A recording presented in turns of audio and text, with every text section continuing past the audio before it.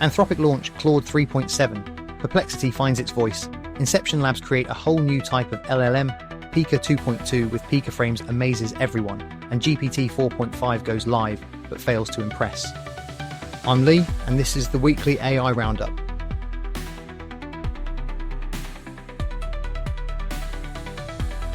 Perplexity has announced that they are about to release Comet, a brand new browser experience that they refer to as an agentic browser. This is a big, bold move from Perplexity. They've already had some impressive search tools available in their models, but this is something different, a standalone offering that is looking to disrupt the search market in a meaningful way. Can they really change the search habits of users on a large enough scale to make a difference? We shall see. Anthropic has released their latest model, Claude 3.7 Sonnet, their most intelligent model to date, and the first Claude model to offer extended thinking. This year, chain of thought style reasoning has been a big breakthrough for models that are looking to solve more complex tasks. So while it may not be Claude 4 yet, this should be a big step forward for the Claude models that have already won many fans. Luma Labs are the latest generative AI player to build sound creation directly into their video creation workflows. If we know Luma Labs, then we know this is likely to be a very high quality offering. And finally, Elon Musk was feeling bold with his predictions today when he posted on X, "We are on the event horizon of the Singularity." Obviously, no one really knows what this is in reference to, but Grok 3 has been on fire recently, so maybe he's seeing something in their research.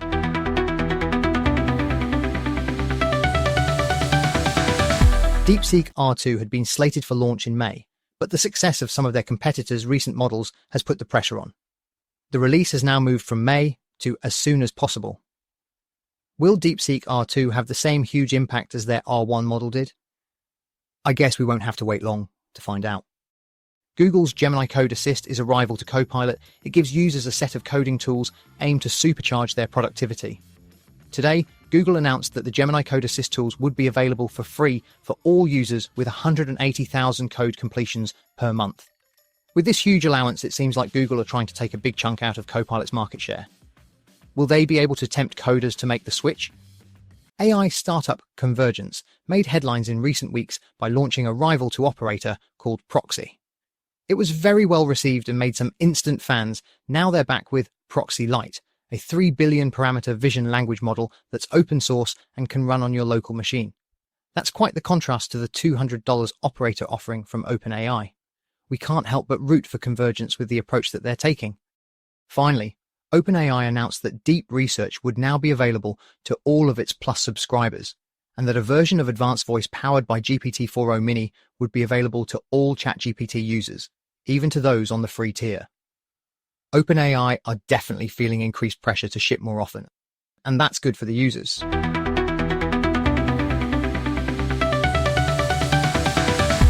Amazon have unveiled the next generation of their Alexa assistant called Alexa Plus. This latest evolution claims to incorporate LLMs and agentic capabilities to extend the usefulness of its assistant far beyond its current boundaries. Amazon will attempt to blend these AI technologies across multiple services to try and deliver a seamless user experience. It's free to all Amazon Prime members and will start rolling out in the US in the next few weeks. Not to be outdone, Perplexity has updated their iOS app with a new voice mode. Perplexity claims that this is the only model that can reliably incorporate real-time voice and information across several languages simultaneously. Perplexity already has a voice mode, but it was pushed to talk rather than a continuous conversation style. The offering from Perplexity is now looking very polished. Figure have revealed a new video of their Figure 2 robots working together with their new Helix neural network. Last time we saw 2 robots coordinating to carry out some simple home tasks. In this video, there are many robots working in an industrial setting, carrying out some picking and sorting tasks that would usually be done by human hand. Figure claim that training their second commercial use case took just 30 days. The robots are definitely coming.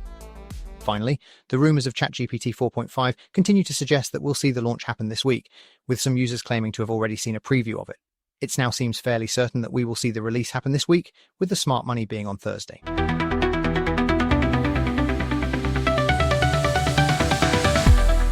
OpenAI have announced that they will be doing a live stream in a few hours' time, so it looks like the Thursday prediction for a ChatGPT 4.5 release was correct. OpenAI have come in for some heat recently mostly because it seems increasingly difficult to justify the $200 price tag attached to their Pro subscription. If ChatGPT 4.5 is similar to Grok 3, or only a small improvement, then this criticism will be hard to dismiss.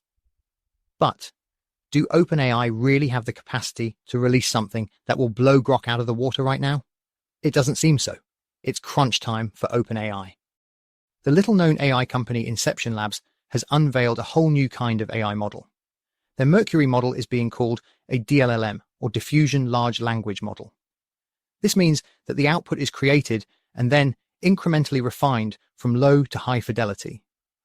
The result is that Mercury can generate over 1,000 tokens per second, far higher than any current model. This feels like a major breakthrough in model architecture, and it will be very interesting to see if other companies adopt this approach. A week after Microsoft announced their Majorana 1 quantum computing chip, Amazon have announced their own quantum chip called Ocelot. They claim that the chip is capable of lowering the error correction by up to 90%. Now that Amazon and Microsoft have competing prototype chips, we should really see quantum computing progress accelerate. Generative video progress continues to be off the charts. Today, Korea announced that the much-anticipated 2.1 model would be available in their service. The Chinese generative video model has been amazing everyone since it was announced, and now you can try it on Korea for free. Also, Pika has released version 2.2 of their video model. It can generate 10-second clips with a 1080p resolution, and it now includes Pikaframes, where the user can select the start and end frames of a video for far greater control.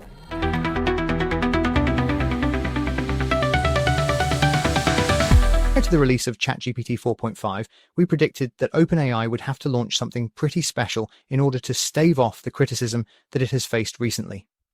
Either they would need to launch something groundbreaking at the $200 Pro level to justify the price tag, or they would need to launch a great model that provided a decent step up at the free or plus tier. It would seem that OpenAI delivered neither of these things. What we got was a model that struggles to stand out from the crowd. We've seen very few benchmarks where it's managed to do anything significant, and yet it's only available to users paying the hefty Pro subscription. This has left most users feeling underwhelmed, and this really feels like the first time where OpenAI have not been able to display their quality and maintain a dominant position in the market. There's just no excitement for 4.5. Trying to find the bright spots of the release, we can at least point to this video where, if nothing else, ChatGPT 4.5 does seem to do the best job so far of tackling the ball in a hexagon challenge. We won't mention that it failed to correctly identify how many R's there are in strawberry. Grok, on the other hand, does continue to make some headlines. There are strong rumors that XAI will introduce artifacts to the interface very soon so that users can examine and adjust the code outputs that Grok generates. This will add a whole new dimension to the usability of Grok and is likely to be very well received. Users continue to create some incredible games with Grok 3. Today, this Doom-style game from Danny Limonsetter really impressed us. He says it took less than 24 hours. Quite amazing. Finally, Google's Notebook LM is said to have a mind map feature coming soon. This will allow users to see a mind map style output based on the sources being given to the notebook, and the user will be able to interact and prompt questions on item in the map. We're fans of Notebook LM, so we're looking forward to this one.